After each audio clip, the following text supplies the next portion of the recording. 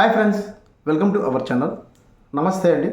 ఈరోజు టాపిక్ వచ్చేసి ration card సంబంధించి మరొక అప్డేట్ అయితే మనకి ఏపీ ప్రభుత్వం తీసుకురావడం జరిగింది. సో అప్డేట్ ఏంటనేది ఈ వీడియోలో మీకు స్టెప్ బై స్టెప్ అయితే ఎక్స్ప్లెయిన్ చేస్తాను.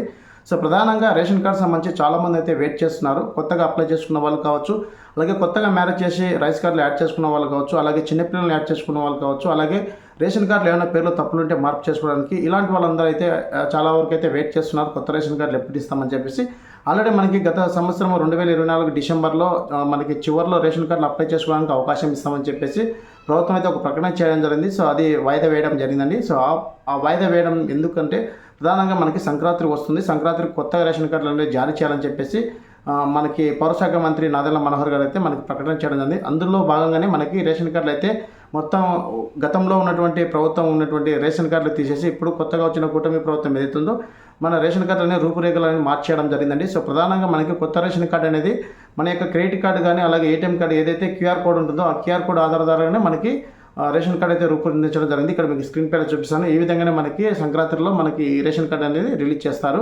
సో ప్రధానంగా మనకి దాదాపుగా రాష్ట్రంలో 1.45 కోట్ల రేషన్ కార్డులు ఉన్నాయని చెప్పేసి మంత్రి నాదెళ్ల మనోహర్ గారు మనకి తెలియజేయడం జరిగింది. అలాగే ఇక్కడ దాదాపుగా 2 లక్షల మందికి రేషన్ కార్డు కొత్తగా జారీ చేయాలని చెప్పేసి కూడా అధికారుల ద్వారా అంచనా వేయడం జరిగింది. ఈ 2 లక్షల రేషన్ కార్డులు అనేది కొత్తగా పెళ్లి చేసుకున్న వాళ్ళు కావచ్చు, అలాగే ఏమైనా మార్పు చేర్పులు కావచ్చు, అలాగే రేషన్ కార్డ్స్ అప్లై చేసుకున్న వాళ్ళు కావచ్చు, సో చిన్నపిల్లల్ని యాడ్ చేసుకోవడం కావచ్చు, ఇలాంటి రేషన్ కార్డులు అనేది త్వరలో మన ముందుకైతే తీసుకొస్తామని చెప్పేసి అన్నారు.